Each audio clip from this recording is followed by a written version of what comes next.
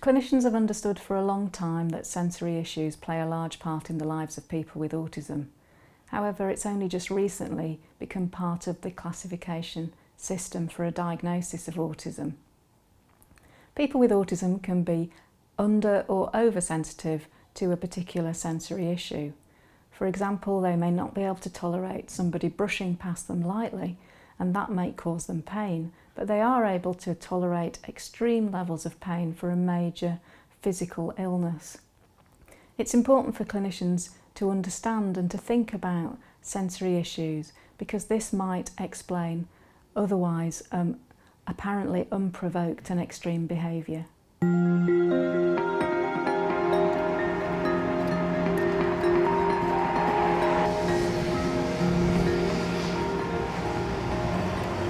Most of the most distressing memories I have of early childhood are not emotional, but sensory.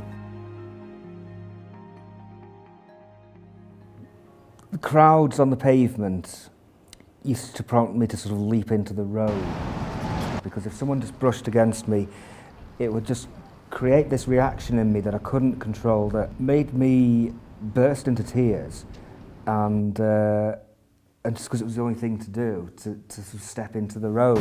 I can remember the sound of other people's mums screaming. I didn't really get it, actually.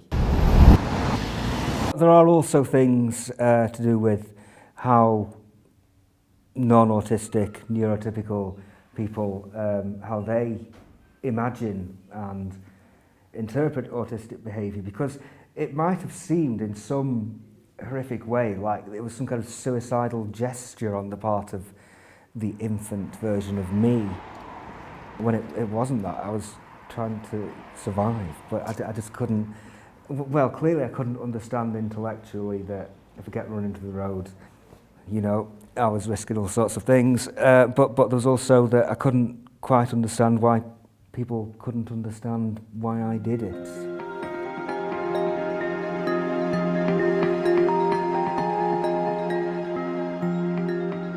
With light touch, I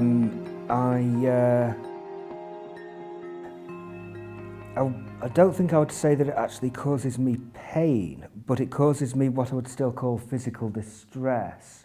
One way I can sort of describe it is if, so I was walking through a garden and a leaf just touched, you know, there on my hand. There's almost a way in which, as if it kind of spreads. So if someone was to very lightly stroke my arm, very lightly, almost like it being tickled or something would happen in my mouth that I can't really explain, but it's as if there's a connection that most people don't seem to have. I don't want to give anyone the impression that my hesitation about physical intimacy is to do with just wanting to be away from people. It's more like wanting to be away from any kind of unpredictable tactile sense. When I'm very distressed, I sometimes experience total, like sheet lightning, totally overwhelms what you can see. And sometimes it's something that I can see. Like, for example, someone might say, I'm going to see our friend Emma today. And when they say Emma's name, I picture her, but it's as if it's as if she's been turned into a cartoon or something.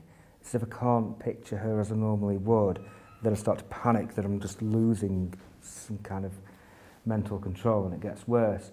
But sometimes this kind of blanket lightning will happen, and what I see is the kind of thing that is just what I would see when I was on the pavement. And I can sort of recall people's 1980s clothing, the kind of cars I would see, the kind of angle I would see them from because of the height I was. Sometimes in moments of distress, I get flashbacks of some kind of that.